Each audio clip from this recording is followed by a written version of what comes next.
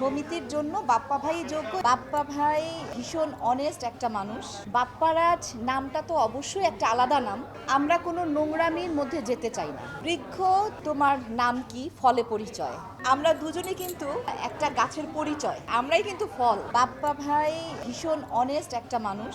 আমি ওনাকে যতটুকু দেখেছি যে মানে ওনার বিন্দু পরিমাণও কোনো রকম কোনো নেগেটিভ কথাবার্তা আমি কখনো ওনার মুখ থেকে শুনি নাই কারো সম্পর্কে। ইভেন ওনার সম্পর্কেও কারো কাছ থেকে কখনো কোনো নেগেটিভ চিন্তা বা কোনো নেগেটিভ কথা ওনার সম্পর্কেও আমি শুনি নাই। বৃক্ষ তোমার নাম কি, ফলে পরিচয়।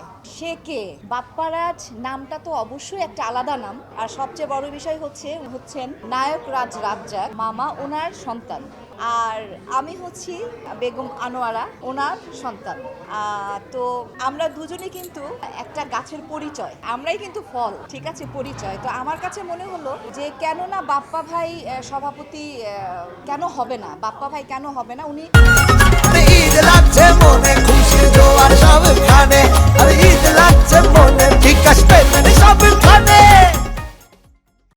আমার কাছে মনে হয়েছে যে উনি যোগ্য, সমিতির জন্য বাপ্পা ভাই যোগ্য এবং বাপ্পা ভাইকে খুব প্রয়োজন একটা নেক্সট জেনারেশন, ঠিক আছে। আমরা দুজন হচ্ছি নেক্সট জেনারেশন। বাপ্পা ভাইয়ের সাথে আমি এর মধ্যে অনেকবারই আমাদের বসা হয়েছে, গল্প হয়েছে, কথা হয়েছে।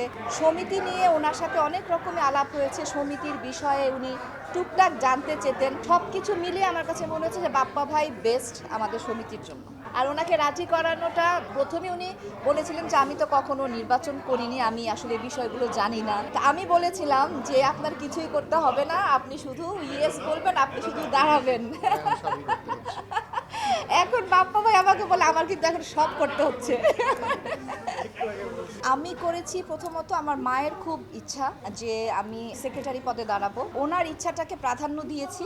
এবং আমাদের সমিতির যারা ভোটার আছেন সেই ভোটারদের আগ্রহে কিন্তু আমি এখানে দাঁড়িয়েছি। এবং আমারও ইচ্ছা ছিল পাশাপাশি যে না, আমি সমিতির জন্য কিছু করতে চাই, সমিতির জন্য আমি ওই মানুষগুলোর পাশে দাঁড়াবো। তো সেই জন্যই না, আমাদের মানে প্যানেলে কে কে থাকছে এই মুহূর্তে তো এটা বলা যাবে না। হ্যাঁ, এটা তফসিল ঘোষণার পর হ্যাঁ এটা বলা যাবে। বাপ্পা ভাই কিন্তু একদিন আগেই আমাদের সমিতিতে এসেছিলেন এবং উনি খুব সুন্দর একটা কথা বলেছেন সেখানে।